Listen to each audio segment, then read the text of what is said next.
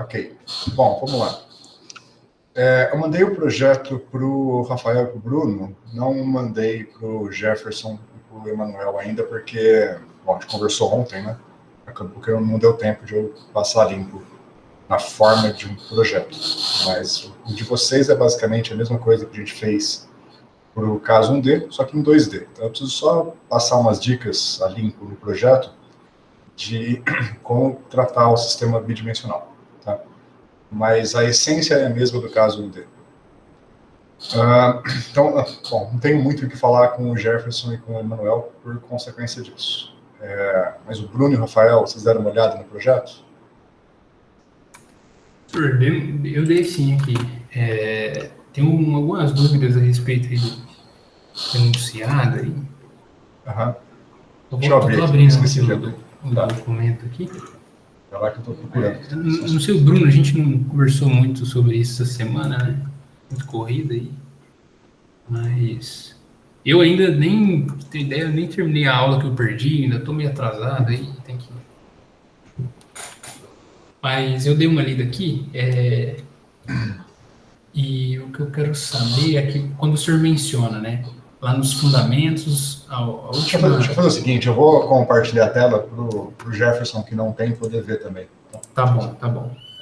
Tá bom, obrigado.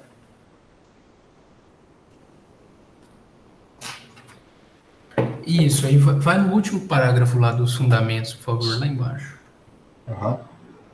Ali, ó, potencial estrutural. Aí o senhor diz, né? Considerar poço quadrado, profundidade, largura com barreiras laterais. Eu não entendi muito bem essas. Tá. Eu imaginei que tinha alguns trechos do texto que estava claro para mim que não ia estar para vocês. Escrevi bem correndo.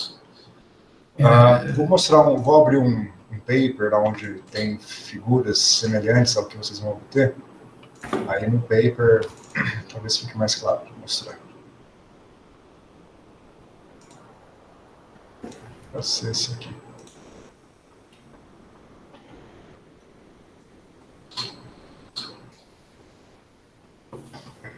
E é um resultado desse tipo de cálculo, tá? Essa figura aqui, figura. Então, neste caso aqui, você tem um poço.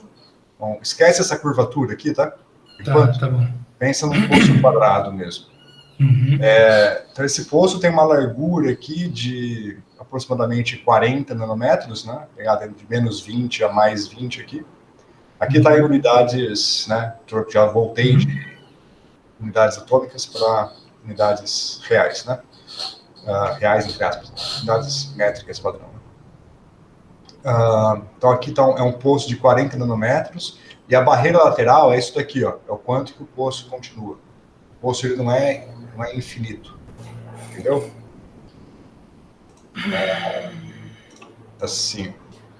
Tá, é porque o senhor menciona que o poço é infinito no plano XY. XY, não é? Deixa eu desenhar. Bom, vou ter que pegar o tablet, então. Peraí. Não, eu não tenho escrúpulo nenhum de pedir para o senhor desenhar, para eu entender. Eu acho que sim, mais fácil. Com palavras é complicado. Palavras de gestos nem sempre são suficientes, né?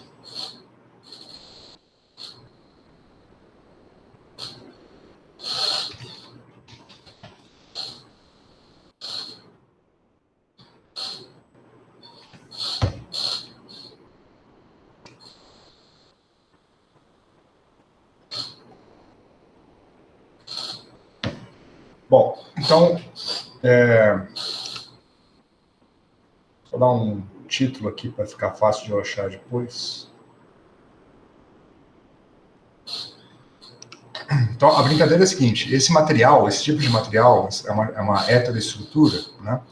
Ela tipicamente é construída numa câmara de Molecular Beam Epitaxy, né, MBE, que vai crescendo o material, e a direção de crescimento a gente costuma chamar de direção Z, porque na câmara de MBE ele é crescido de baixo para cima, né, vai depositando, então é natural chamar de direção Z para cima, né? E aí, depois que você cresce esse material, você imagina que o trecho relevante dele como se fosse um pilar. Pensa num retângulozão.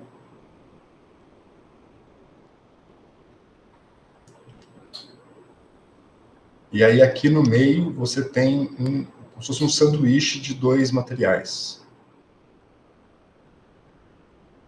Então essa região central aqui, é aí que o Emanuel está entrando. Esta região central que eu estou rachurando aqui é o GAS. Tá? Esse trecho aqui é o material GAS. E todo o resto, que está em branco, é uma dopagem com alumínio. Então você tem alumínio com uma certa concentração, ele está substituindo o galho, que vai ficar com uma concentração 1 menos X, e o arsênico fica padrão, não muda a concentração, né? Então o alumínio entra substituindo o galho aqui, nessa região. Então esta direção aqui é a que a gente chama de direção Z. E o que sobra, naturalmente, é X e Y, né? Então, o Y está aqui para dentro, o X está aqui. Agora, no plano, você vai assumir que esse material é infinito. Ele é muito largo. Tipicamente, as dimensões aqui, né? Essas dimensões aqui são da escala de dezenas de nanômetros. A função de onda, ela fica presa dentro da região de GAS, por causa do potencial eletrostático gerado por essa heteroestrutura. Então, essa escala aqui, vamos colocar aí que é da ordem, aí vamos pôr da ordem de 100 nanômetros. Enquanto que a amostra no plano x e y, a direção x e y é da ordem de centenas de microns. Tá? Ou seja, é efetivamente infinito a direção x e y. Ok?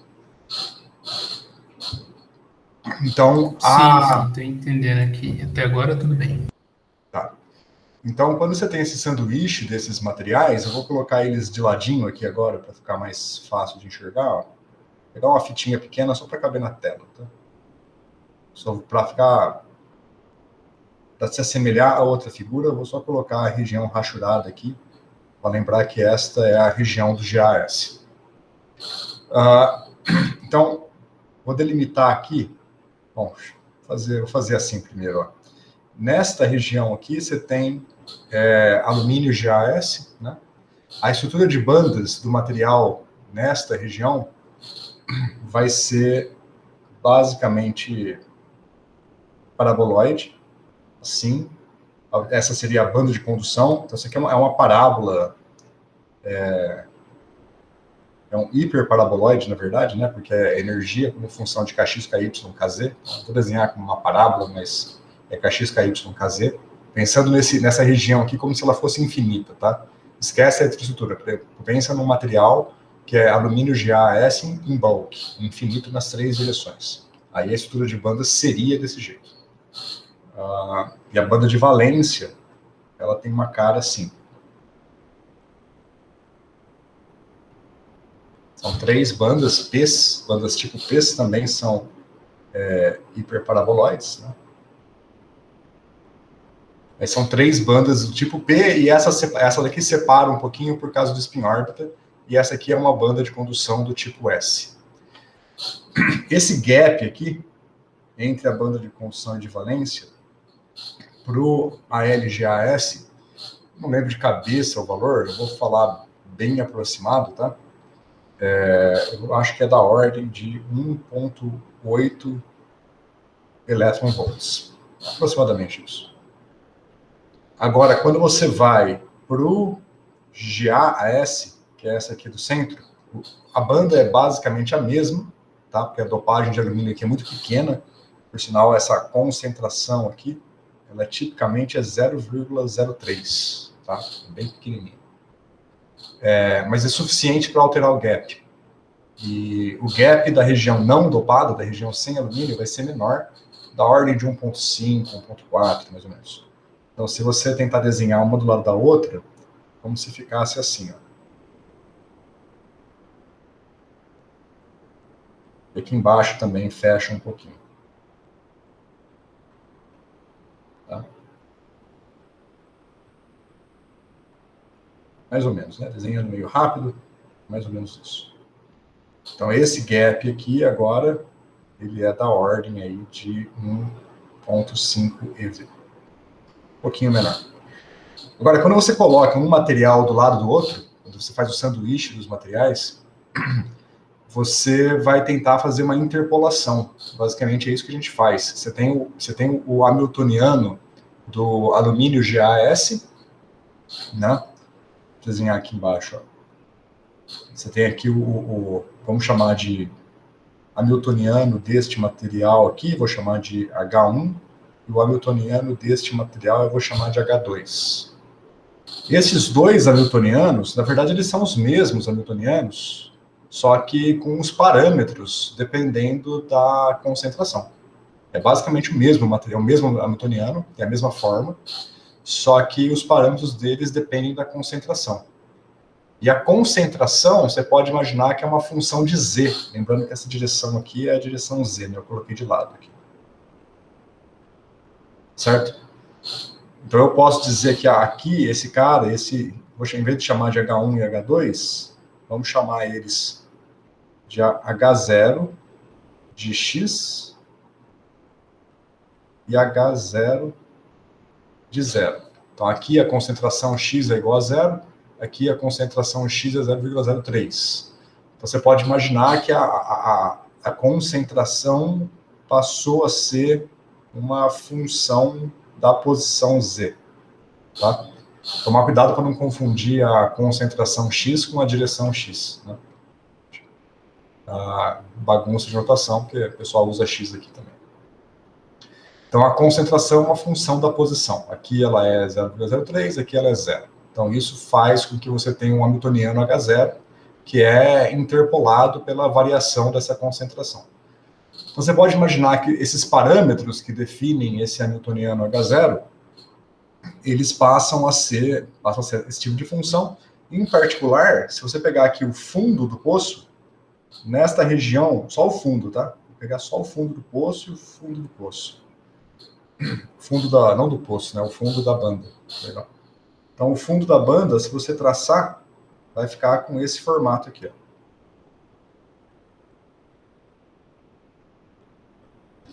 Sacou? E esse fundo da banda entra no hamiltoniano como sendo o potencial, que é uma função da concentração, que é uma função de Z, portanto, é um potencial que é uma função de Z. Entendeu? Ok, até aí, beleza. Tá. Certo. Agora, esse potencial, ele depende só de Z, ele não depende de X e Y. Ok? Sim. E a gente vai definir, então, duas coisas aqui.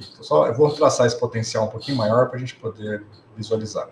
Então, outra coisa, a gente vai fazer um modelo que é válido só para a banda de condução. Então, está implícito aqui fundamentos do modelo KP, que a gente não viu, se vocês quiserem, depois eu falo um pouco a respeito, que a gente vai ignorar as bandas de valência e a gente vai trabalhar num modelo só para as bandas de condução. Por isso que eu não estou nem falando nada daqui de baixo. Essas energias aqui, 1.8 eV, 1.5 eV, são gigantescas. São energias muito grandes e essas bandas, elas quase não veem essas daqui. O efeito dessa banda nessa é praticamente desprezível. Então, a gente pode fazer um modelo só para as bandas de condução mesmo. Mas para entender isso mais profundamente, eu tenho que falar de KP. Então, o potencial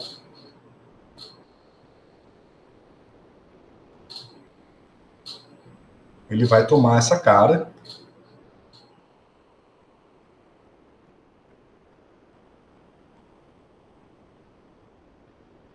onde a gente vai definir, vamos colocar o zero aqui em cima, tá? E aí essa altura aqui é o que a gente chama de V0, tá? A profundidade do potencial. Vai ser negativo, se a gente colocou o zero aqui em cima, vai ser negativo, né? Mas o zero é uma energia de referência, você põe onde você quiser. Aí a gente vai definir a largura do poço. Essa aqui é a largura do poço, vamos chamar essa largura de L0. tipicamente, bom, naquele paper que eu mostrei, essa largura aqui ela é 40 nanômetros. E aqui, a altura do poço, esqueci de falar, se você pegar aqui a diferença dos gaps, está dando mais ou menos 0,3 elétron-volts, né? Não é exatamente isso, porque a banda de valência também subiu um pouquinho. Mas vamos, né, como esses números que eu coloquei são aproximados de qualquer jeito, vamos colocar aqui que esse V0 ele é aproximadamente aí 0,3 eV. É mais ou menos isso mesmo, dá 270, alguma coisa. Tá? Vamos colocar 0,3. E, por final, lembra que as funções de onda, você vai resolver esse poço, né, um poço quântico, unidimensional, você vai resolver isso e vai obter as alta-energias. Então, as alta-energias, elas vão estar aqui, por exemplo, e a função de onda vai ter essa cara. Vou desenhar só a primeira, tá? Vocês sabem qual é a cara das outras. E esse rabinho exponencial tem uma penetração, né? Tem um certo comprimento que ele penetra. Então, para que o seu cálculo seja robusto, você precisa que essa barreira lateral, ou esse buffer, como você quiser chamar, tem que ser grande o suficiente, porque quando você fizer o cálculo numérico, você tem duas opções. Ou você faz condição de contorno periódica, né? Ou você faz a condição de contorno de poço infinito.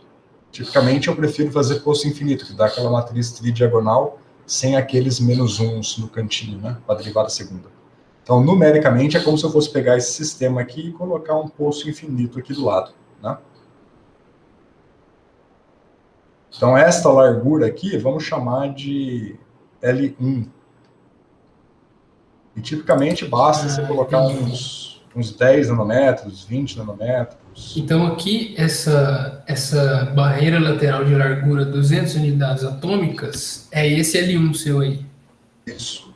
Então é porque você quer ver o efeito do leak aí, né? Desse leakage da função de onda. Penetração. Isso. Entendi. Não é que eu quero ver, o efeito existe, e se você fizer a barreira muito pequena, a sua condição de contorno vai afetar. Então você tem que fazer ela legal, um pouquinho, entendi, com um certo tamanho aqui, tá? Uhum. Agora, o lance de ser 3D, 2D, lembra que a gente está simulando um material que é completamente, ele é tridimensional, mas ele é infinito em x e y e é finito em z, né? Isso aqui é a direção z. Então, a direção z, nesse caso aqui, vai ter 60 nanômetros, né?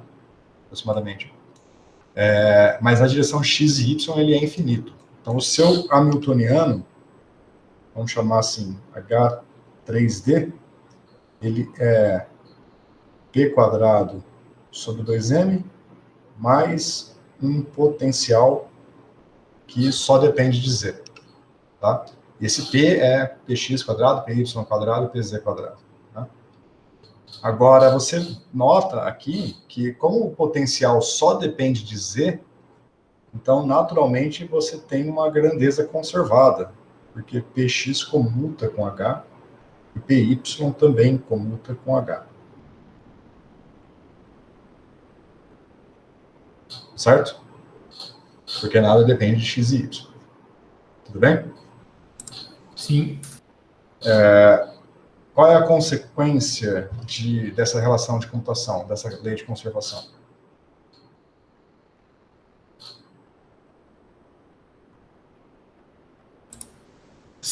Como assim? Simetria em x e y, no momento kx e ky são conservados. Isso. Exato. Então, quando o hamiltoniano comuta com o momento, quer dizer que o sistema tem invariância translacional, né? Se ele tem invariância translacional, o momento kx e ky são bons números quânticos, são grandezas conservadas, portanto, os autoestados são proporcionais a ondas planas. Então, o seu psi de x, y, z, por aqui embaixo não vai caber.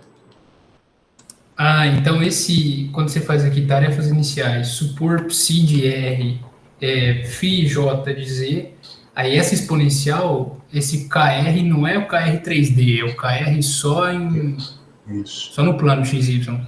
Isso. Então, isso aqui vai ficar um φj, isso, vai ficar um φj de z, uma exponencial de I, vamos chamar de K paralelo, escalar R, dividido pela área, né? Então, esse K paralelo, tem gente que gosta de chamar de K paralelo, tem gente que gosta de chamar de K perpendicular, depende do que você está focando aí. Eu chamo de paralelo porque eu penso no plano paralelo, paralelo ao plano. Então, esse é o vetor KXKY, e o R aqui também é só XY. Né? Bom, ele poderia ser Z também, o produto escalar mata o Z, tanto faz. Né? O fato é que o K é KXKY. Então, você tem esta estrutura aqui, você tem esse antes. E, claro, a função de onda φz é essa que está aqui em cima, né? Essa aqui é a primeira. Esse é o φ1 de Z. Naturalmente, você também vai ter aqui o φ2 de Z e assim por diante. Tá claro agora? Sim, sim. Bom, é isso. Agora, então, esse potencial que está aqui é só o potencial da heteroestrutura, que é esse potencial que dá origem ao poço, cuja origem é basicamente esse descasamento dos gaps. Tá? Isso, como diz, até aí dá para fazer na mão, né? Até aí, em princípio, claro, você consegue. Tem bastante coisa que dá para ir na mão, só. Então, isso. Mas agora você vai botar uma interação que vai me lascar aí, né? Isso. Só chamar a atenção aqui que você vai fazer uma separação de variáveis aqui. Pode pensar em separação de variáveis ou pode pensar nesse ansatz. Quando você coloca aqui, você vai ficar com um hamiltoniano unidimensional, no fim das contas. Né?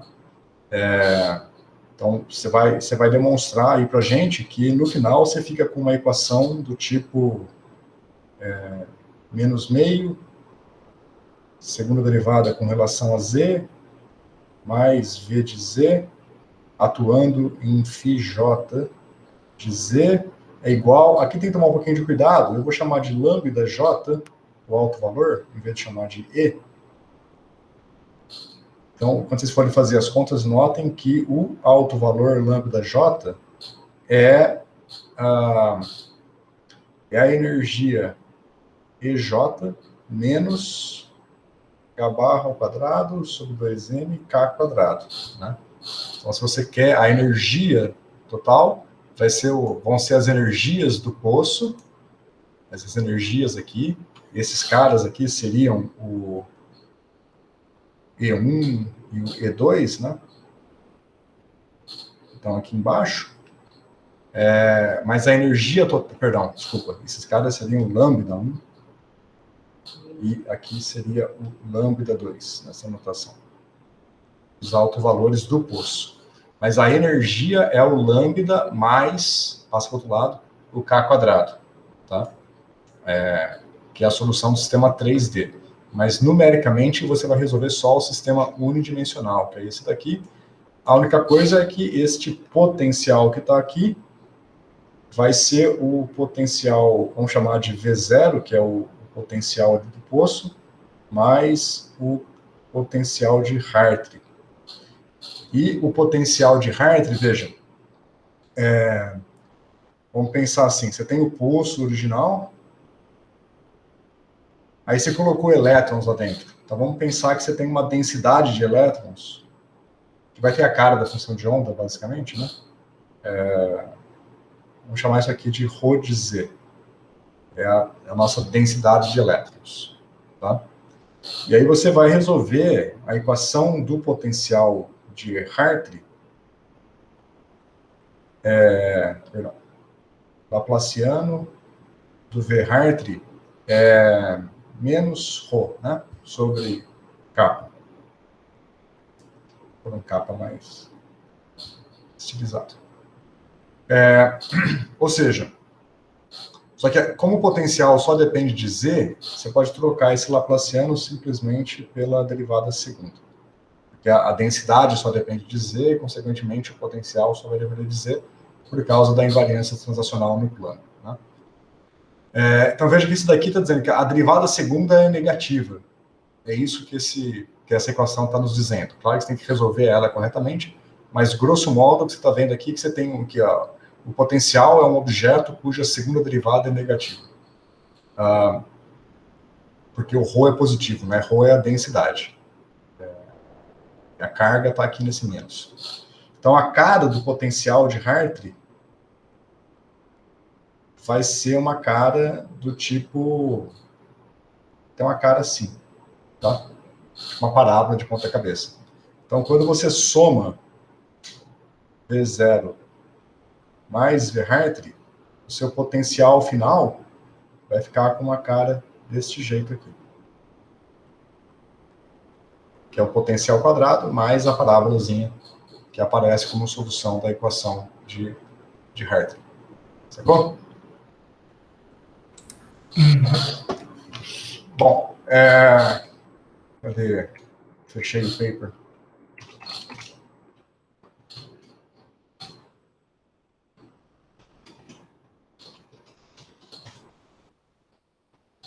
É essa cara aqui, tá? Então, aqui tem esse potencial em particular tem algumas peculiaridades, né? E aqui aparece também essa barreira central, que não vem ao caso agora, é um caso particular que eu te pus uma barreira central aqui, mas a cara do potencial é isso aí, certo? Beleza, entendi. Valeu. Ok? Bom, imagino que depois, ao longo do projeto, vocês vão aparecer com outras dúvidas. Aí vocês vai me mandando mensagem e a gente vai discutindo, ok? Bom, vou fechar aqui então. Pensando na discussão aqui, eu acho que talvez... eu estava pensando em mostrar para vocês um pequeno cálculo parecido com um KP. Eu vou preparar para aulas mais para frente. A gente, bom, só para chamar a atenção, aproveitar a deixa aqui, a gente viu aí no cálculo da estrutura de bandas unidimensional, no método da equação central, que a gente tem lá a nossa zona de Brillouin, né? A gente calculou as bandas como função de K, né? Zero aqui, e a gente obteve as bandas com o gapzinho ali, né? Então esse foi o resultado que a gente obteve. E por aí vai. Quando a gente fala que o hamiltoniano, por exemplo, o hamiltoniano que o Rafael vai implementar, Rafael Bruno vai implementar, ele é do tipo P quadrado sobre 2m mais aí um V de Z. Então, eu acabei de explicar para vocês a origem do V de Z, né? Então, o V de Z vem dessa heteroestrutura que vai formando essa interpolação do gap. Agora, este cara aqui parece trivial para vocês, né? Porque vocês estão acostumados, a equação de Schrödinger sempre tem um P quadrado sobre 2m. Só que na prática, aqui não é M, aqui é um M estrela, uma massa efetiva.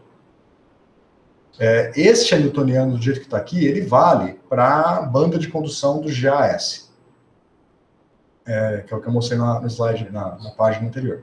Agora, se eu for para grafeno, por exemplo, o grafeno, o hamiltoniano dele é H barra V sigma escalar K.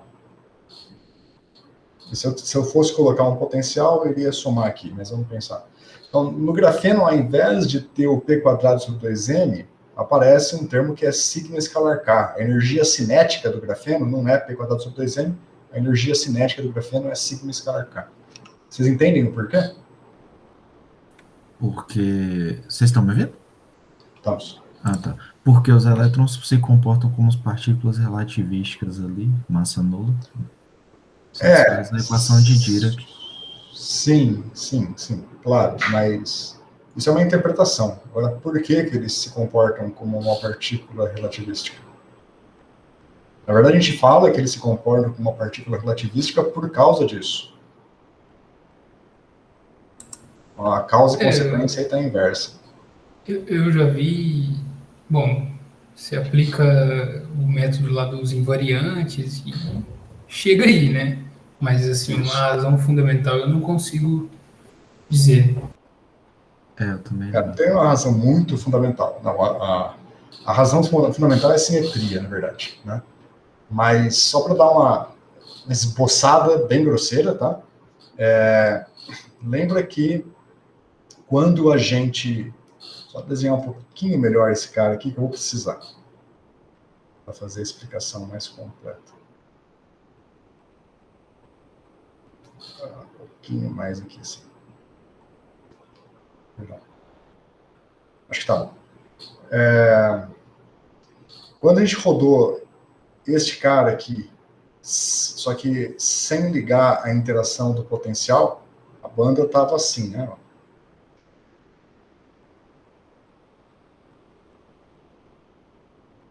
E por aí vai. Isso, não tinha gap. Não tinha gap, né?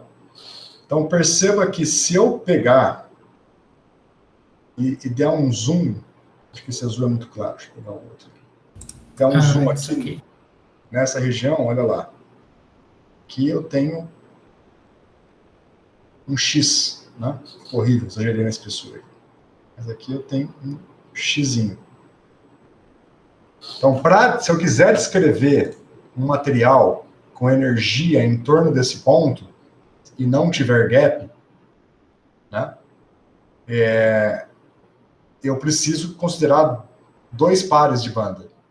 Imagina que é como se fosse esta banda e esta banda aqui, né? Então tem que ter as duas bandas. Por isso que aparece o sigma, uma matriz 2x2, porque é um hamiltoniano, ele vira um hamiltoniano de duas bandas por causa disso. E o sigma escalar K está aqui, ó. É esse cruzamento quase linear que aparece aqui. É válido para baixas energias. Este cara aqui, ele é válido para a banda de condução do GAS, que é essa daqui. Então é como se fosse uma parábola. P quadrado, P é o K, né? H barra K. Então, um K quadrado, é como se fosse uma parábola aqui, assim. Certo? Então, este hamiltoniano se adequa ao fundo da banda quando tem um gap. Este cara aqui. E é aproximadamente parabólico. Aqui eu exagerei, né? Então, está muito fidedigno, mas a ideia está clara. E o hamiltoniano do grafeno, ele vai ser apropriado quando a sua banda tem um cruzamento sem gap e você precisa de duas bandas para descrever tudo, e essas bandas, elas, por não terem gap, ficam com esta cara aqui. Agora, só tomar um pouquinho de cuidado com a interpretação, porque no nosso modelo unidimensional, a diferença entre esta figura e essa era ligar e desligar o potencial, né? Não é assim, tá? O potencial sempre existe. Então, em uma dimensão, sempre vai ter gap. Ligou o potencial, vai aparecer o gap. Em K igual a zero, principalmente. Né? A intensidade do gap depende do potencial, do formato e da intensidade do potencial, mas o gap sempre vai existir em uma dimensão. Agora, em 2 e 3 dimensões, você tem situações onde o sistema é gapless, onde o sistema não fecha, mas só em 2 e 3 dimensões. Então, esse modelinho unidimensional que eu brinquei aqui foi só para guiar a cabeça de vocês, mas ele não é válido para descrever isso que eu estou descrevendo, não. Tá? Tem que ser 2D e 3D para descrever corretamente. Tudo bem? Para vocês terem uma ideia disso, deixa eu aproveitar, deixa eu ver se eu consigo mostrar. Consigo. Aproveitar, deixa, tá? Porque é um assunto correlato, não é o que eu queria falar hoje, mas eu acho que dá uma ideia geral boa. A gente está vendo aqui.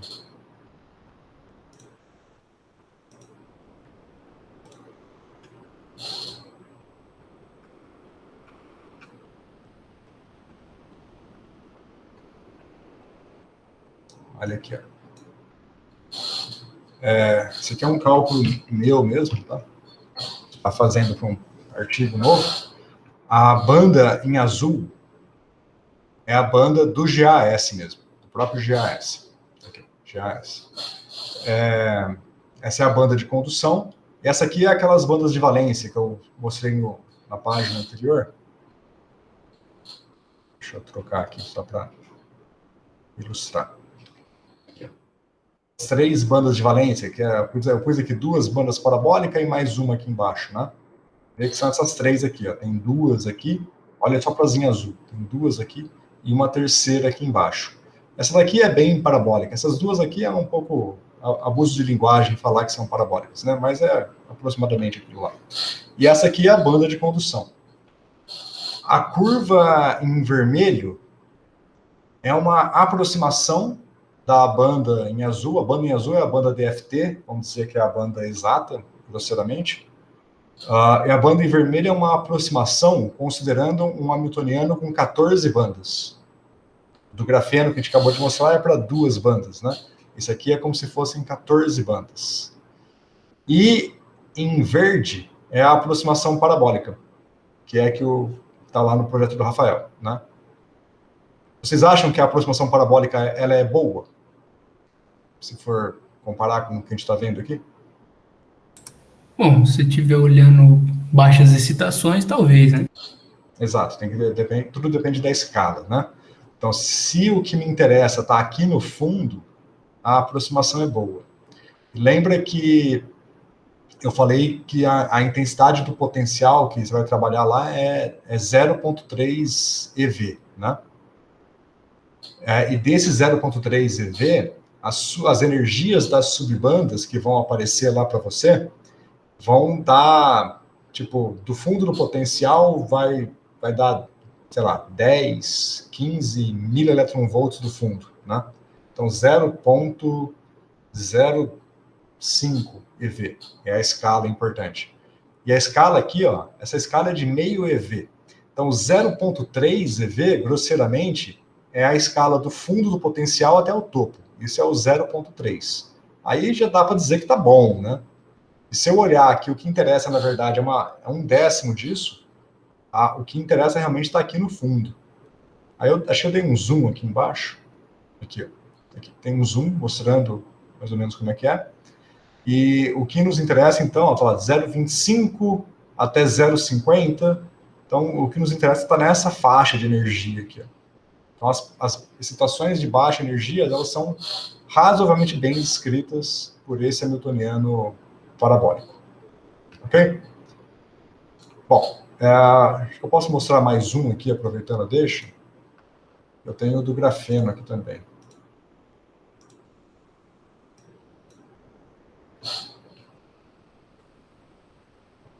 Aqui, ó.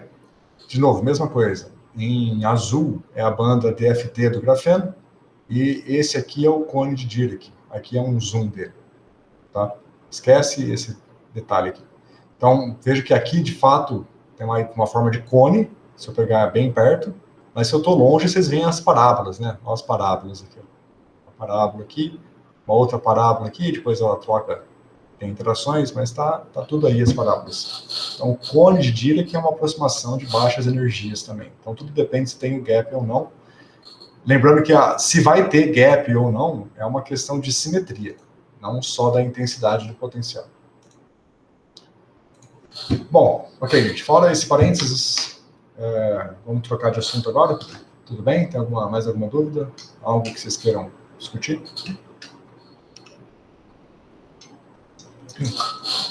Faltou aqui falar, né, que essa massa efetiva aqui, ela é uma massa efetiva para descrever a parabolicidade desse cara corretamente, né? Essa parábola aqui não é igual a parábola do elétron livre. É uma parábola, ela pode ser mais achatada ou mais larga do que a parábola do elétron livre padrão.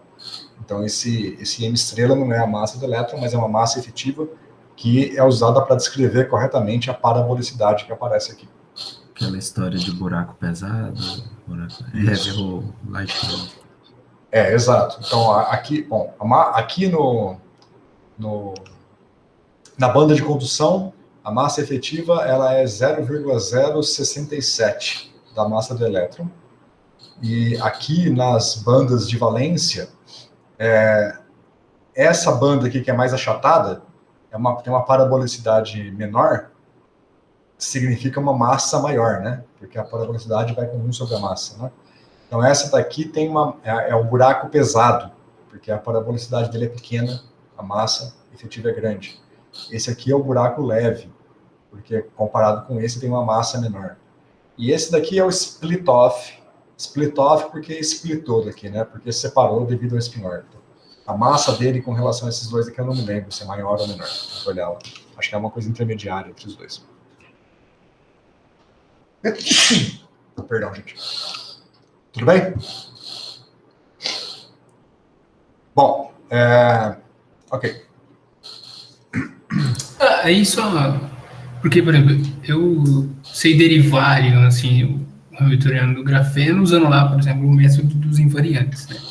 Mas, por exemplo, imagina que eu vou... Deixa eu te perguntar. Tem um jeito mais inovador. A vida, né? Mas ali, por exemplo, imagina que eu vou fazer uma teoria de perturbação inocente, né? Ali em torno das minhas baixas energias ali no cone ali. O que eu tenho que fazer? Eu tenho que fazer uma... Porque no fim do dia eu não consigo desvincular uma projeção esperta desse método dos invariantes, assim, não sei, né? É porque o método KP eu acho que eu nunca vi, né? Nunca estudei, de fato. Aí eu não sei como que é, mas o KP é essa pegada, você fazer um tipo de projeção ali, o que é? É isso. Eu tenho interesse em entender isso em algum momento da minha vida, assim, acho que seria legal. Tá. Vou dar uma descrição mais superficial, depois a gente faz uma discussão mais completa. O método KP, você define assim. Popular mas lembrando aqui, dando os devidos créditos, aquela disciplina de teoria de grupos que eu fiz com o senhor na graduação me ajudou bastante, viu, a entender o método dos invariantes depois, né? Porque você explicou lá o operador de projeção e tudo e tal. Beleza, ótimo. Se pegar a TCC do Brian, por exemplo, tem todo o método dos invariantes descrito para o grafeno, inteirinho, assim embaixo. E KP também, tem as duas coisas lá. Opa, valeu. Acho que ele não colocou no repositório ainda, mas pede para ele que ele te manda. Agora, vamos lá. KP, grosseiramente, vou tentar popular coisas delicadas que deveriam ser discutidas, mas só para ser rápido, tá? Então, a brincadeira é a seguinte, você tem um hamiltoniano que a gente vai descrever como um H0 mais uma perturbação H'. Aqui eu tenho que começar do hamiltoniano Schrödinger padrão, assumir que o potencial é periódico, aplicar o teorema de Bloch, né? Quando você faz tudo isso, eu vou pensar na brincadeira sem spin órbita por simplicidade. No final, o que você tira é que o hamiltoniano H0 é simplesmente o p² sobre 2m mais v, tá? E o hamiltoniano H' é H barra sobre m k escalar p. Ok, então é isso. Então, isso aqui é o que sai, eu estou pensando aqui num potencial tridimensional, que é um potencial atômico, dado pelo potencial de Coulomb de cada átomo, ab initio mesmo, pensando o mais radical possível em termos de evitar qualquer aproximação. Então, não é pseudo-potencial, não é nada, é o potencial mesmo atômico de cada átomo. Então, tudo que eu fiz até aqui foi aplicar o teorema de Bloch, porque esse potencial é periódico, tem a periodicidade da rede atômica, né? E separar em dois termos. Então, eu vou chamar de H0 esse termo, e vou chamar de perturbação esse cara. Por que eu faço essa separação? Porque este termo aqui não depende de K, e este depende. Notando que aqui, neste caso, você não pode usar que P é H barra K. Não é. P é o operador derivada, K é o quasi-momento, não o momento. Tá? Por quê? Por causa do teorema de Bloch. Né? O teorema de Bloch diz para você que a função de onda é uma exponencial de IKR vezes uma função UK de R, que é periódica. Então, como esse UK não é uma onda plana, você não tem uma invariância translacional contínua, você tem uma invariância translacional discreta. E, então, P não pode ser H barra K. K não é uma grandeza conservada. O P não é uma grandeza conservada. Quem é conservado aqui, de certa forma, é o K, mas esse K é o quasi-momento de Bloch, e não é H barra K. tá? Uma delicadeza, é uma das coisas que eu queria pular para não ter que falar muita coisa. Então, assumam isso daqui. Por enquanto, só entendam que P não é K. Tá? Ok, então temos isso daqui. Então, a ideia é separar num termo que não depende de K e um termo que depende de K. Essa é a brincadeira. Agora, você precisa definir duas coisas. A sua base, e a base eu vou definir da seguinte forma. Se eu pensar ali no caso do grafeno, por exemplo, que você estava chamando a atenção, você viu que você tem as bandas que estão se cruzando aqui, e você viu na minha figura que tem um bando de outras bandas aqui em cima e um bando de outras bandas aqui embaixo, certo? Estas duas bandas, que são as bandas que me interessam, eu vou chamar elas de conjunto A. É o conjunto de bandas A. E todas as outras bandas que não me interessam, eu vou chamar de conjunto de bandas B. Ok? Bom, aí existe uma técnica, que é uma teoria de perturbação diferente daquelas que vocês estão acostumados a ver no curso de quântica, que é a teoria de perturbação de Loading. Loading, nome alemão difícil de pronunciar. Já eu mostro um livro que tem essa teoria de perturbação. E o que ela nos diz é o seguinte, é uma teoria de perturbação que ela é ótima para construir hamiltoniano efetivo. Então ela vai nos dizer o seguinte, que o hamiltoniano, vamos colocar um tio de efetivo, o elemento de matriz, que eu vou chamar de Azinho linha. Desculpa, só fiquei curioso. Quando você fala ótimo, é no sentido ótimo de é bem legal ou é ótimo no sentido matemático? Não, é ótimo, que é muito prático. Não, beleza. É basicamente a projeção que você estava querendo, só que formulado de forma prática ótimo no sentido de eficiente também. Tá? Beleza. Então aqui eu vou calcular o elemento de matriz do hamiltoniano efetivo, que é o que a gente quer, e eu vou usar azinho linha, porque eu estou calculando isso, projetando isso nas bandas do subespaço A. Tá? E vou usar Bzinho e Bzinho linha para as bandas do subespaço B. Então, o elemento de matriz entre A e a linha, ele vai ser Vou colocar esse zero aqui em cima, tá? Mais fácil. Vai ser o H0, a linha, mais o H', a linha. Até aqui tem cara de teoria de perturbação padrão, né? Um elemento de matriz direto. Mas eu vou chamar aqui um termo de segunda ordem, vou chamar de H2, a linha. Esse H2 é o termo de correção de segunda ordem, né? Calculado o elemento de matriz a linha, ele vai ser meio somatória em estados virtuais, B, não precisa do linha não, B. Então, as bandas remotas, né, as bandas que não nos interessam, a gente chama de bandas remotas. Elas entram como se fossem estados virtuais. E aí você vai ter aqui o elemento de matriz H', A, B, H', B, A', e uns fatores de energia, que é 1 sobre... Posso errar o sinal aqui, tá? EA menos EB mais 1 sobre EA' menos EB. No pior dos casos, eu errei o sinal. Pode ser que seja EB menos EA. E é isso. Esse é o termo de segunda ordem, tá? Claro, depois tem o termo de terceira ordem, quarta ordem, mas aí eu não sei de cabeça a expressão. Então, essa é a projeção que a gente está interessado. No caso do grafeno, o que vai acontecer é... Bom, primeira coisa, se os meus estados A e A' são autoestados do hamiltoniano H0, tanto A quanto B, né? Aqui eu estou assumindo isso, esqueci de falar. Eu estou assumindo que H0A é EA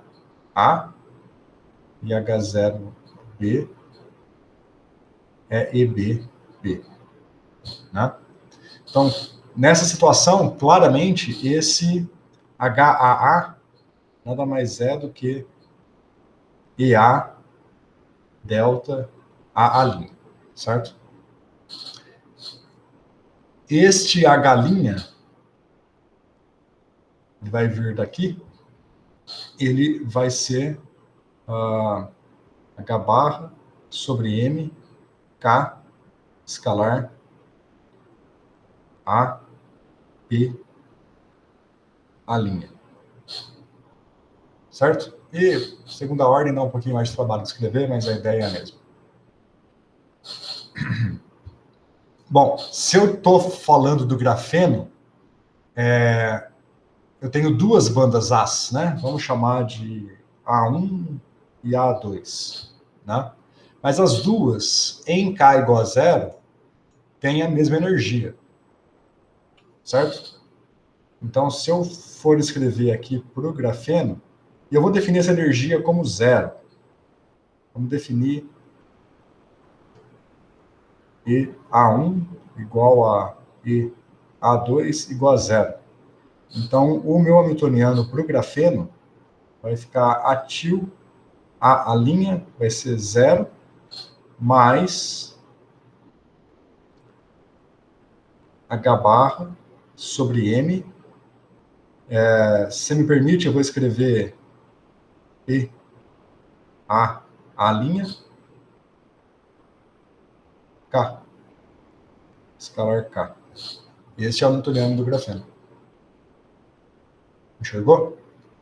Este cara aqui é H barra V sigma, para você colocar na forma matricial. Aí você tem que usar, para calcular esse elemento de matriz de P, você pode usar a teoria de grupos e as regras de seleção, para mostrar que ele tem a forma de um operador sigma. Tá? Em vez de usar métodos invariantes aqui, você usa regras de seleção de teoria de grupos para mostrar que tem essa forma. Mas o K já está aqui explícito.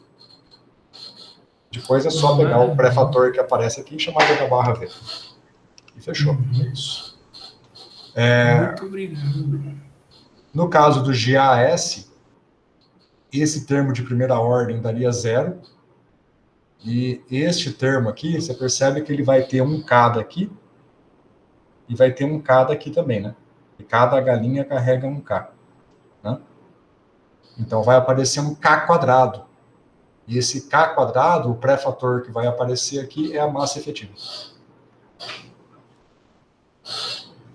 Outro detalhe que importante, só para chamar a atenção, é que como você tem aqui o conjunto A e o conjunto B estão separados em energia, essa teoria de perturbação nunca tem divergências. Aqui aparece EA menos EB só, nunca aparece EA menos EA, jamais. Então, você sempre tem essa separação de energia entre os conjuntos.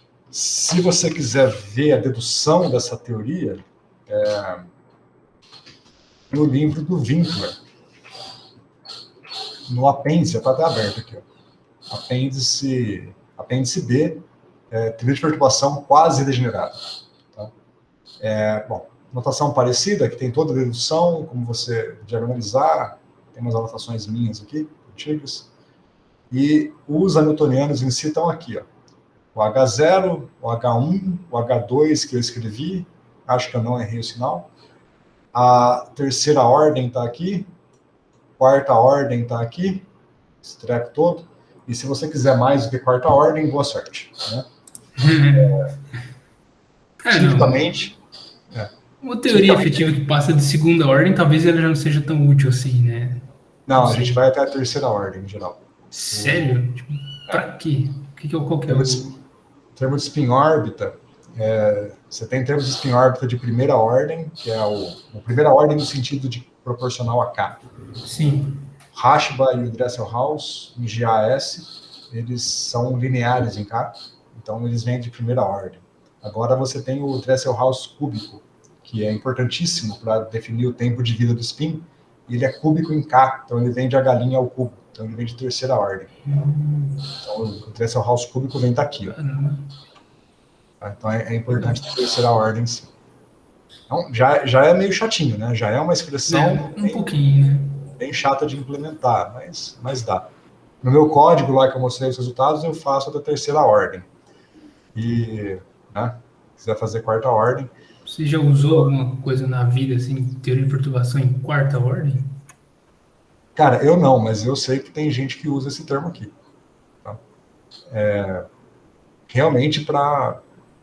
Bom, sempre depende do modelo que você está trabalhando, né? Mas se você precisar de uma correção um pouquinho maior, você precisa desse cara. Lembra que, por exemplo, as correções relativísticas do elétron são o spin-órbita, o termo de Darwin e a correção da massa. O spin-órbita, beleza. Até a terceira ordem tá bom. O termo de Darwin é aquele termo que vai com uma delta. Então, esse, em geral, em ordem 0, costuma ser suficiente. Agora, se você pegar a correção relativística da correção da massa, né, o mass term lá, ele é P a quarta. Então, né, já tem uma potência 4 de K aí, que se você quiser em KP fazer correção relativística completa, você teria que carregar esse termo aqui. Ninguém faz isso, tá? Estou falando de um negócio que ninguém faz. Mas essa correção relativística é muito pequena. Mas para te dar uma ideia que talvez quarta ordem possa aparecer, dependendo do... Valeu. Ok, beleza. É isso. Bom, só chamando a atenção que eu... Tem como o senhor botar esse livro lá para nós, lá no... Mano, se eu esquecer... Beleza, valeu. Ok. Então, só chamando a atenção que eu escondi bastante sujeira aqui por trás, tá? Dei uma ideia geral, mas tem umas porquices aqui que eu não falei, passou reto e não dá para perceber sem olhar para os detalhes. Bom, vou voltar para cá. Bom, gente, de fato, hoje a discussão era mais livre, tá? Eu passei os projetos para vocês, eu quero que vocês pensem um pouco nos projetos antes de eu sair tacando matéria nova. E ontem eu conversei com o pessoal da graduação também, porque eu vou dar a mesma matéria para vocês, para as duas turmas agora, né? Um pouquinho de Python, com um pouco menos de física, para a gente dar aquela intercalada entre física e Python. Então, eu vou falar um pouco de como usar módulos no Python, para depois falar do Cython, a linguagem compilada. Ontem à tarde, eu passei a tarde tentando usar o Cython no Windows. Acho que aqui tem bastante gente que usa o Windows também, né? Na graduação todos usam o Windows, tem ninguém com Linux lá. Aqui eu não me lembro quem que usa o Windows. Só um segundo, minha filha está chorando estridentemente ali, deixa eu só mandar uma mensagem para a Mariana ver se está tudo bem.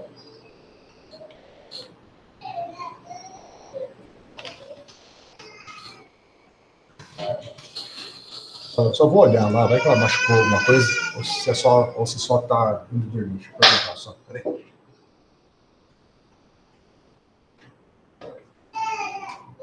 Rafael, você não tem lugar de fala para falar do meu atraso, não, viu? Só pra... Caraca, bicho, a hora que eu vi aquele não ali, eu falei, caraca, eu vou nem responder. Chegou depois de mim, tá oficialmente hiper atrasado, cara. É o protocolo social. Oi, gente, tudo bem? Tava chorando, mas é só manhã lá. Eu assustei porque ela é meio alto. Bom, então, eu tava... Quem que usa o Windows aqui na turma de vocês? Eu uso o Windows. Eu também uso. Tá, vários, né? Dá um trabalhinho usar o Cython no Windows, tá? Eu vou preparar um vídeo essa semana, vou tentar hoje à tarde ou amanhã, ensinando como instalar e como usar adequadamente, mas eu gastei umas 2 horas ontem tentando fazer funcionar, porque deixa de ser Python puro e passa a precisar de um compilador C. E eu tentei fazer uma instalação mínima. Eu poderia ter pego o Visual Studio, por exemplo, instalado o Visual Studio completo, e aí ele já traz um compilador C junto, né? Mas eu imaginei que, sei lá, nem todo mundo quer usar o Visual Studio. Tentei o que seria uma instalação mínima com um compilador C compatível com o Cython, que, né, o mínimo necessário. E descobrir qual é o mínimo necessário foi um trabalhão. Eu procurei na internet tutoriais, indicações, e, meu Deus, é complicadinho. No final, o que acontece é que você tem que instalar o próprio compilador C que vem com o Visual Studio. Só que tem como instalar ele sozinho, sem instalar o resto do Visual Studio. E é bem bagunçado. Tem outros compiladores C, por exemplo, o MinGW, mas eu não gosto de usar o MinGW, não acho adequado, porque o MinGW é basicamente uma emulação de Linux no Windows. É uma gambiarra, né? Você está usando o Windows, use um compilador nativo do Windows, não uma emulação do Linux. Se for fazer emulação do Linux, vai para o Linux de uma vez.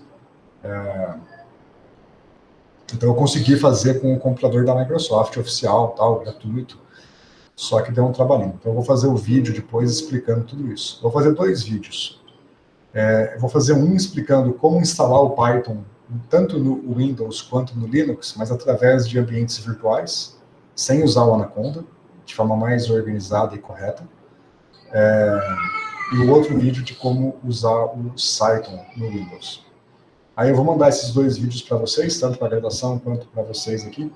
E aí eu quero que vocês assistam para a gente tirar dúvidas e fazer uns exercícios depois. Tá? No Linux tem alguma Desculpa. No Linux tem alguma sutileza para achar? Não. No Linux é bem mais fácil, porque toda instalação Linux já vem com um compilador C, né? Porque diversos pacotes do Linux são compilados durante a instalação, então tipicamente toda a distribuição já vem com um compilador C. E aí o Cython já encontra esse compilador e já funciona automaticamente, é bem mais fácil. Mas eu vou mostrar como também fazer a instalação do Python no Linux via ambiente virtual. Uma vantagem é que o Linux já vem com o Python. Então a gente usa o Python do Linux para criar um ambiente virtual. E aí, uma vez criado, o ambiente virtual ele é independente do Python que vem com o Linux. Eles se separam, né? E aí você evita bagunçar os pacotes que você usa no seu trabalho dos pacotes que o Linux usa nos programas do sistema operacional. Essa separação é importante. Tá? No Windows, ele não vem com Python, então a gente faz uma gambiarra, é o jeito certo, né? A gente instala o Python no sistema operacional e aí a gente usa o Python instalado para criar um ambiente virtual. E aí depois que cria o ambiente virtual, é a mesma coisa que no Linux, igualzinho, a menos o fato de você ter que instalar o compilador C também. Mas na prática fica idêntico, tá?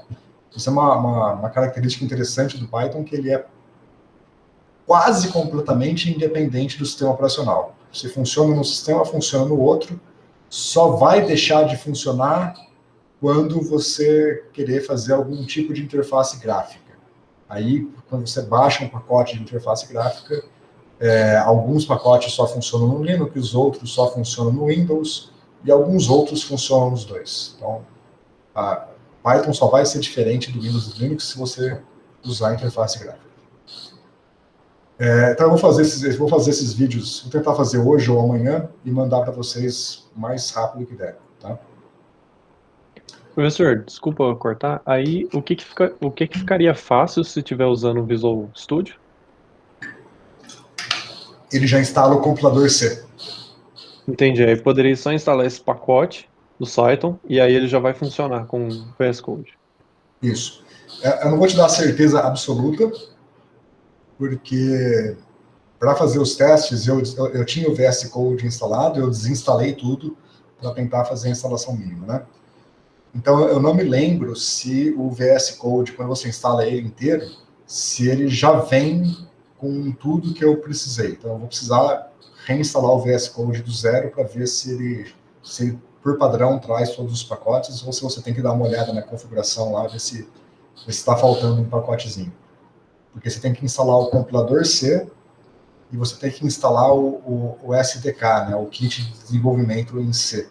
Então, nas opções de instalação, pode fazer isso depois de instalado também, né? Você abre um instalador do VS Code e lá dentro você tem umas opções de subpacotes para instalar. Aí lá você tem que escolher esses objetos.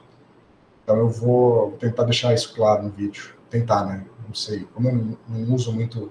Bom, não uso Windows para nada, só para fazer esses testes. Espero deixar claro, mas tenho medo de deixar alguma coisa de fora por não costumar usar e esquecer de alguma coisa. Ok? Bom, a gente teria mais 20 minutos de aula, e o que eu pretendia fazer hoje, antes dessa divagação toda aqui, que foi útil a divagação, mas a gente divagou do assunto. Eu ia falar um pouco sobre módulos em Python. Como criar e usar módulos. Vocês sabem fazer? Imagine que o Bruno e o Rafael, que já estão trabalhando juntos por fora, devam saber. Os outros sabem criar módulos? Não. Eu ainda não, também nunca fiz. Tá. Rafael e Bruno sabem mesmo? Estou assumindo corretamente? Bom, em Python eu tenho que olhar algumas coisas e relembrar, mas em geral sim. Assim, eu não tenho certeza se o que eu lembro é exatamente isso, né? Tá. Bom, eu não sei com o que vocês estão trabalhando, né? Então, vamos ver. Deixa eu fechar aqui. É JavaScript. Já. Ah, tá. Nossa Senhora. Paciência, hein? JavaScript. JavaScript me dá medo. Horrível linguagem. Sério, é bonitinho. E parece Python, em muitos aspectos é bem parecido. Bom, eu não sei se o que eu não gosto é o JavaScript ou se são os programadores de JavaScript que enfiam um callback dentro do outro sem separar as funções. Provavelmente então, é código isso. ilegível. Provavelmente é isso. Você pode fazer o callback separando, né? Você pode colocar o nome da função e definir a função separada, mas não, eles colocam a função no próprio argumento da porcaria da outra função. E hoje já tem promises, assim que await, tem coisa bem mais legível para fazer isso também. Eu sei, todo código que eu tenho dentro de JavaScript, para mim, é ilegível essa bagunça de callbacks. Bom, só vou abrir aqui para deixar salvo na pasta de vocês. Eu vou precisar, para mostrar, vamos começar com um exemplo bem básico, tá? Só para a gente completar esses 20 minutos finais aí. Eu tenho aqui o arquivo Jupyter, né? Vamos renomear ele. Exemplo, módulo. E eu tenho que criar um módulo. Para criar um módulo, eu vou usar o Spider, tá? Então, vou ter dois arquivos aqui. Deixa eu abrir também as minhas pastas aqui.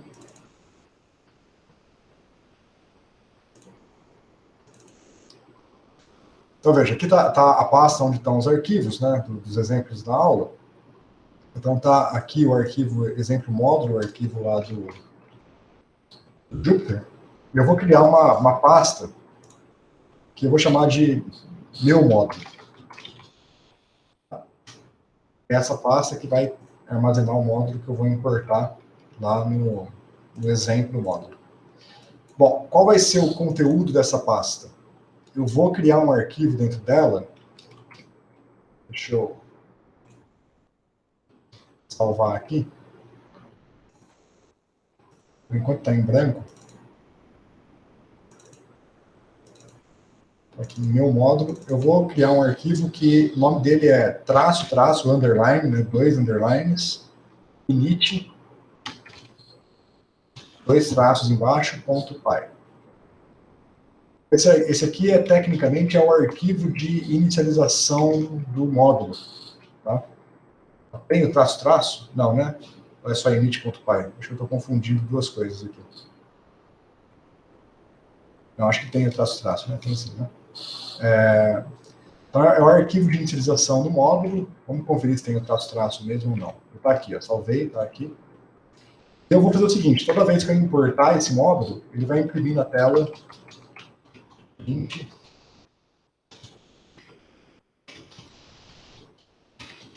importando o módulo. Tá? Salvar. Vamos fazer esse teste só para ver se eu não estou errando o nome do arquivo. Agora eu estou aqui no Jupyter e eu vou importar o módulo, o nome da pasta, SNM. Lá. Executou, então o nome está certo, é -- init.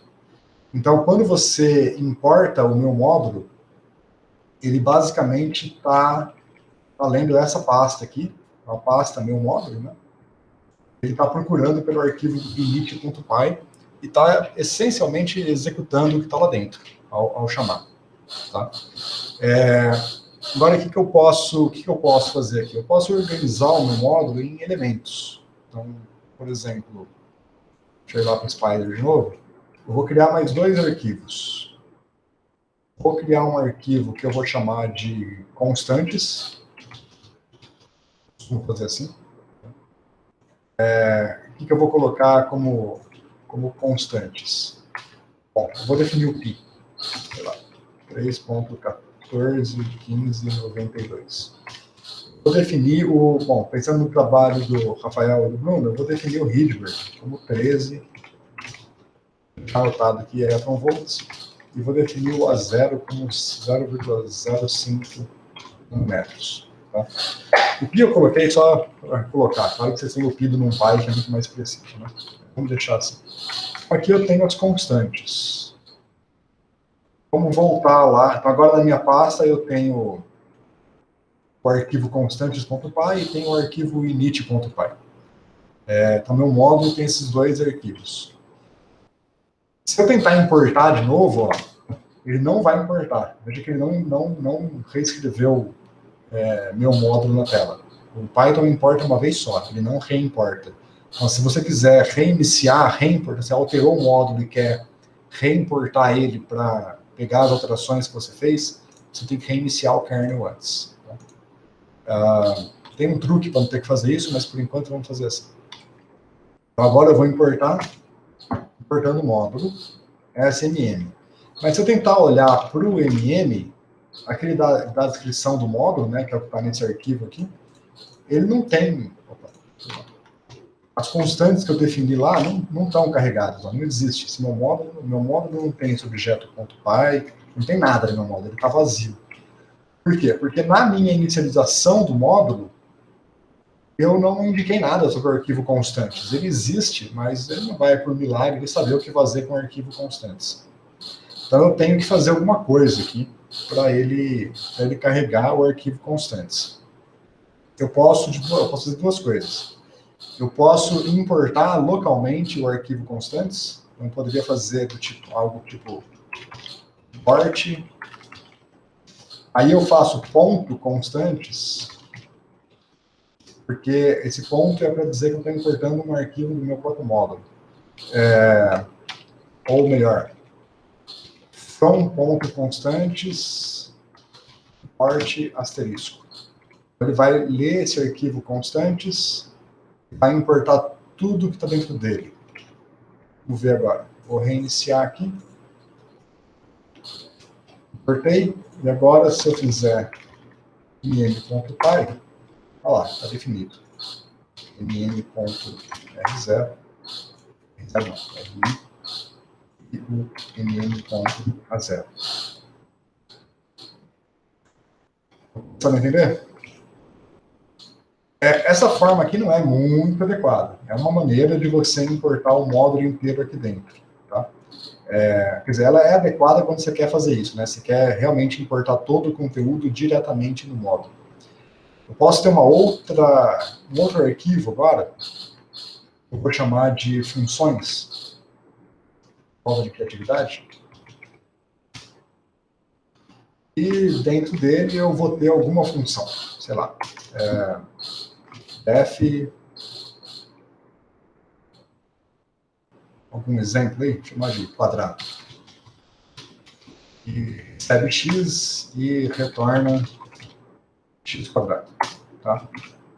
Vamos definir uma outra, cubo, x, retorna x ao cubo. Só para dar 2 exemplos fáceis de escrever. Agora, aqui, eu não vou importar desse jeito. Eu vou criar uma variável e eu acho que é assim, all, específica desse, e eu vou passar uma lista aqui dos módulos que eu vou importar. Acho que é isso. Vamos ver se é isso. Essa parte aqui não lembro de cabeça. Vamos tentar. Se não for isso, eu vou ter que dar uma busca no Google, mas é rápido. Então, só para pegar a anotação correta. Então, importei. Tem aqui o módulo.py. Vamos ver. Vou completar aqui, ó. Não é aqui. Tem alguma coisa faltando lá.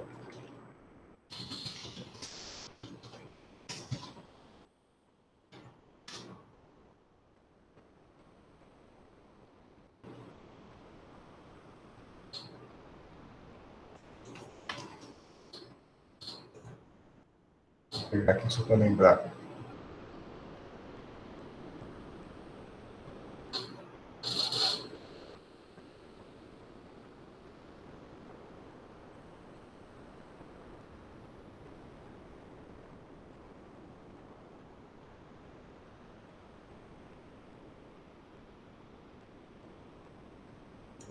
Tá certo.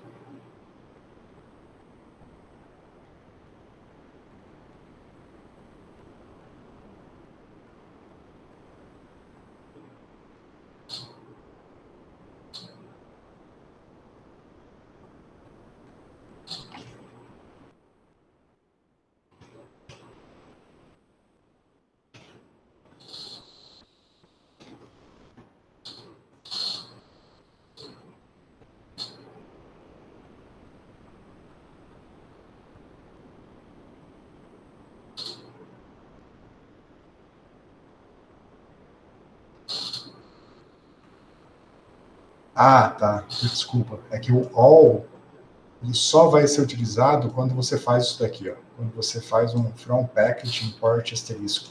Perdão. É diferente. Vi as coisas. Aqui não. Aqui o melhor aqui é a gente fazer realmente do jeito que está aqui.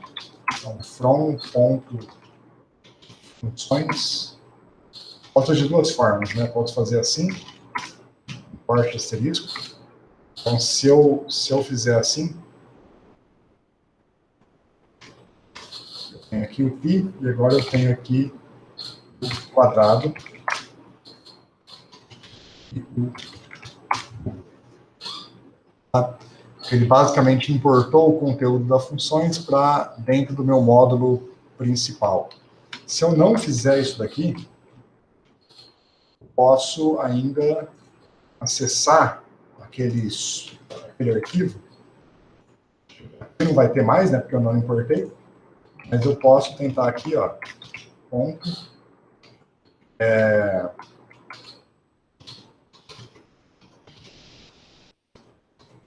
acho que não vai funcionar assim, não vai, ele não acha, tá? Mas eu posso, por exemplo, fazer um meu módulo import funções SFC. Este cara aqui, ó, agora ele definiu o FC e dentro do FC eu tenho o quadrado. Tá? Então, essa é uma outra opção. É só para pegar aqui a hierarquia, ó. Quando você importa o módulo, ele está lendo o arquivo init.py e vai executar o que está lá dentro e vai carregar o módulo de acordo com a execução do init.py. Se aqui dentro você não se referir ao arquivo funções, você não vai ter acesso às funções que estão nesse arquivo, mas você pode importar um submódulo. Então, nesse caso aqui, o funções está entrando como se fosse um submódulo. Eu importo assim, da pasta meu módulo, importe o arquivo funções como FC. Aí eu tenho acesso às coisas que estão lá dentro. Uma coisa importante é, por exemplo, se aqui dentro do funções eu quiser usar o Rydberg ou a zero, por exemplo, ri vezes x, esse ri está definido no constantes. E funções não têm acesso ao constantes. Então eu tenho que aqui fazer um ponto constantes, importe asterisco, ou se eu só quiser o Rydberg, importe o Rydberg. Aí, do jeito que está aqui, sim, eu consigo acessar o Rydberg. A gente vê aqui de novo funcionando. Ó, agora ele pegou e multiplicou pelo Rydberg, que é 13, né? Deu 4 vezes 13 aqui. Por último, eu posso fazer as duas coisas, né? Eu posso deixar aqui ponto funções import asterisco, vai importar todas as funções para a parte principal do meu módulo, igual a gente fez antes, ou eu posso aqui fazer um import ponto funções SFC. Se eu importar desse jeito, aí o Spider dá uns erros aqui, mas é bobeira, tá? Se eu importar desse jeito,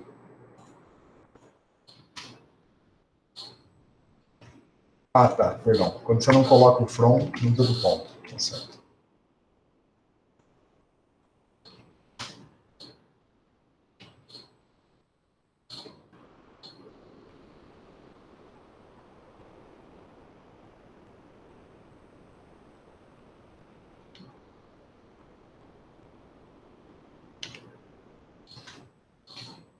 Não está aceitando aqui.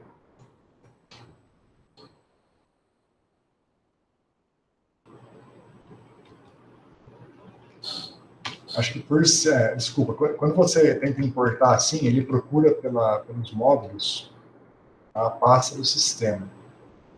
Aqui ele não está encontrando, como que é? Fazer from ponto, import, funções, SFC. Acho que é isso. Agora foi, tá? Então é assim, para importar um arquivo local, mas dar um alias para ele, você tem que fazer from ponto, né? Então localmente, importe funções como FC. Aí ele consegue encontrar. Aí veja, aqui, o FC não está definido aqui, né? Eu não defini. O FC está definido dentro do MM. Cara,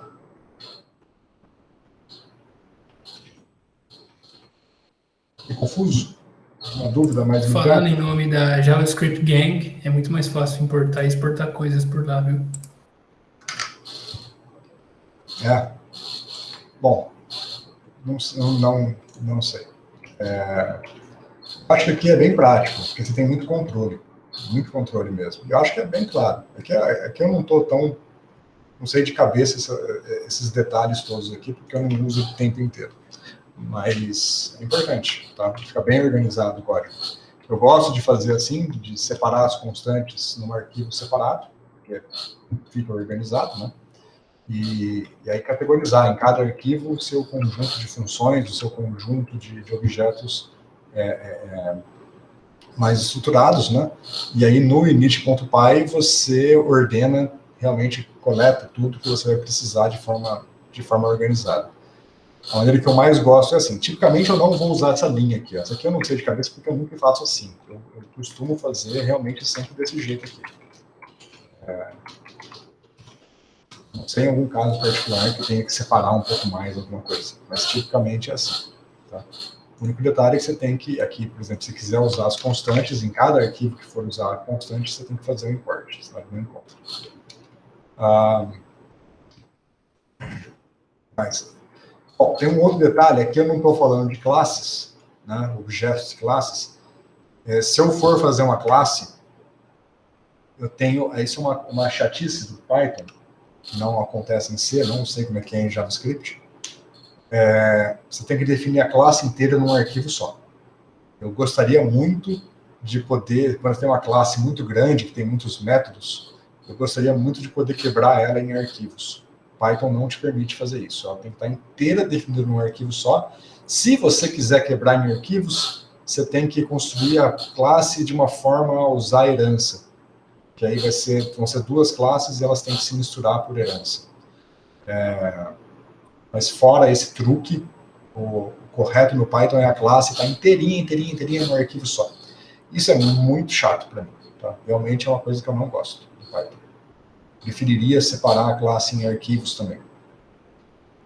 Mas fora isso, a classe é só um detalhe a mais. Você pode colocar a classe num arquivo do seu módulo também separado e organizado do jeito que você preferir. Para os projetos, o que eu recomendo é que vocês tentem criar módulos para fazer as coisas, tá? Para um módulo que tem um objetivo único, que, por exemplo, você poderia fazer um módulo Runge-Kutta, que resolve Runge-Kutta. A gente poderia fazer um módulo que resolve a equação de Schrödinger, né? Com um objetivo muito claro, que faça uma única coisa e fique bem delimitado a estrutura do seu código. Ok?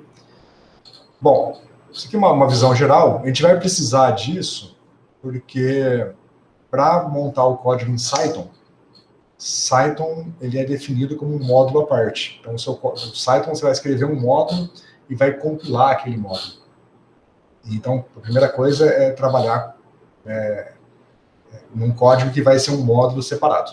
Tá? Simplesmente a diferença do módulo que eu mostrei aqui do módulo do Cython é o processo de compilação e o fato de que o seu código em Cython ele tem que ser escrito mais ou menos como se fosse uma linguagem, como se fosse na linguagem C. A gente vai ter que trazer algumas coisas da linguagem C para dentro do Python para aprender o Cython. Ok? Bom, acho que por hoje é só. Só queria dar essa pequena introdução aos módulos. Eu vou passar o link que eu abri aqui para lembrar do comando all. É um link excelente, é um dos melhores tutoriais que eu conheço. Eu vou passar ele no grupo, vou passar o livro que o Rafael pediu, e talvez mais um tutorial de como usar módulos, para vocês darem uma estudada. Mas, por enquanto é isso, tá? Aí, na semana que vem, eu acho que eu não vou passar nenhuma matéria de física computacional ainda. Vou, provavelmente, dar um tempinho para vocês pensarem nos projetos, e falar um pouco mais de algum conceito do Python que ajuda a desenvolver os projetos, tá? E se vocês tiverem dúvidas, vocês me procurem à vontade. Beleza. Por enquanto, tudo bem, gente? Alguma dúvida aqui nos módulos? Deu para entender? Deu para acompanhar? Deu para pegar. Bom, então... Tem uma pergunta que muda completamente de assunto. Uma coisa que eu já queria ter te perguntado, e aí eu sempre esqueço. Bom, eu não sei se isso é um problema resolvido, né? Então, pode ser uma coisa trivial, eu não sei, mas dado um autoestado, dado um estado, certo? Um vetor, construir todas as simetrias daquele vetor dentro de um determinado grupo. Então, por exemplo, imagina que eu tenho um vetor, sei lá, três linhas, certo? Por exemplo, eu quero encontrar matrizes hermitianas que... Eu estou falando de simetria no sentido que ele é autoestado daquele operador, né? Que ele é como se fosse um invariante, né? Ou seja, eu multiplico... É um autoestado, isso. Mas geralmente é isso. Dado um vetor, encontre todos os operadores dos quais ele é um autoestado. Isso é imediato? É fácil? Tem solução? Tem uma rota? Um vetor? Um vetor? Dado um vetor, encontre todos os auto-operadores, digamos assim, dele. Vou chamar assim.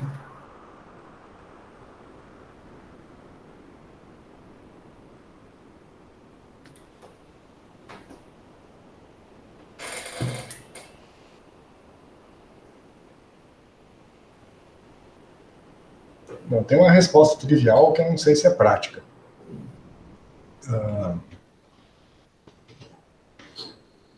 Sabe aqui, peraí.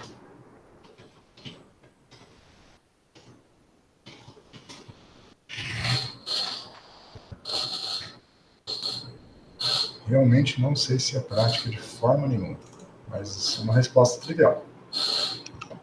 Você tem um vetor que eu vou chamar de A. Né? Qualquer operador que pudesse ser escrito como A mais B, sendo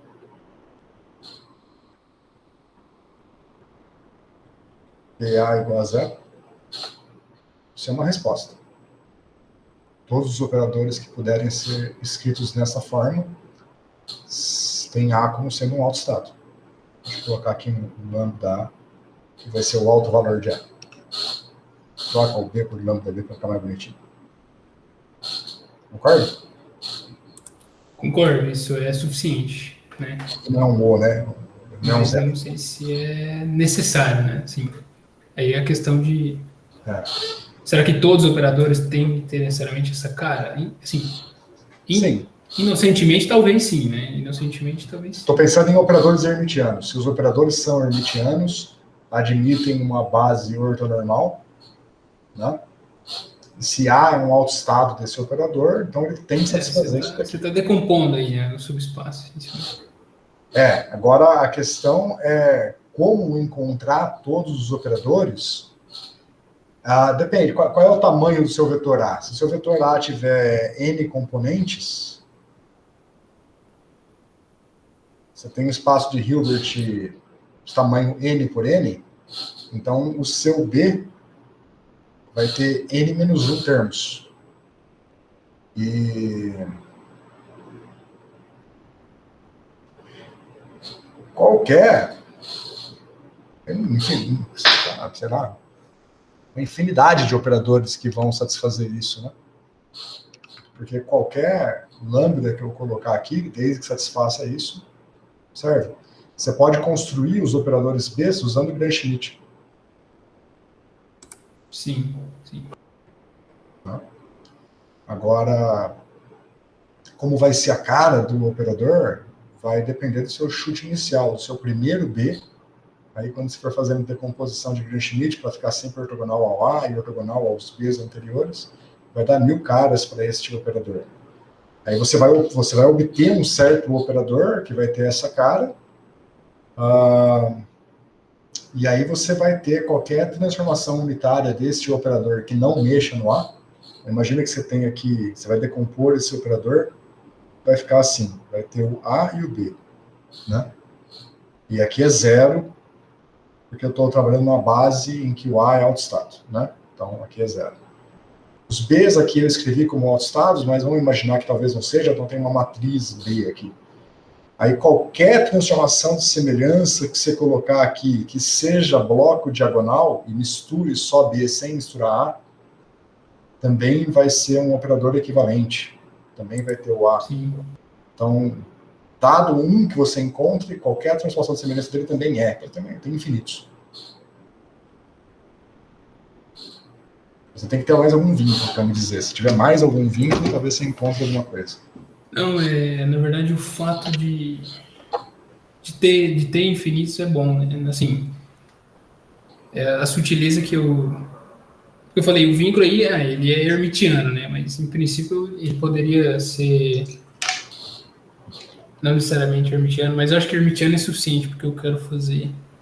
Porque no fim do dia eu quero exponenciar esse cara e multiplicar por i alguma coisa, e aí eu construir um operador unitário. Legal. Igual você falou, né? A resposta é essa, mas não sei se ela é realmente prática. Mas obrigado. Eu pensar em 2 minutos, né? Agora... Não, mas é isso. Mas acho que isso aqui é suficiente para te mostrar que existem infinitas respostas. Então, isso. Para restringir, você tem que trazer mais vínculos aqui para tentar... Só que aí teria que ver por exemplo, porque eu tenho várias transformações de semelhança, mas aí eu vou ter as classes de equivalência, né? Então, aí separar isso... sim. Uhum. Tá, você tem outros vínculos para restringir quem é o conjunto D. Né? Não, em princípio, é que para o que eu quero fazer, ter essa liberdade é bom, na verdade. Ter essa liberdade é bom. Okay. Beleza. Obrigado, muito obrigado. Isso. Bom, gente, até semana que vem, então. Professor, não esquece do material lá para ajudar a gente no projeto, não? Sim, eu vou escrever. Pode deixar. Obrigado. Boa, gente, até mais. Até semana que vem. Até mais, professor. Bom final de semana. Até mais. Bom final de semana. Só completar, esse material eu vou tentar escrever hoje e amanhã também, e aí na segunda-feira a gente conversa sobre o projeto de vocês, do mesmo jeito que hoje eu conversei isso com o Rafael e com o Bruno, tá? Tá bom, professor. Obrigado. Beleza? Bom, até mais, gente.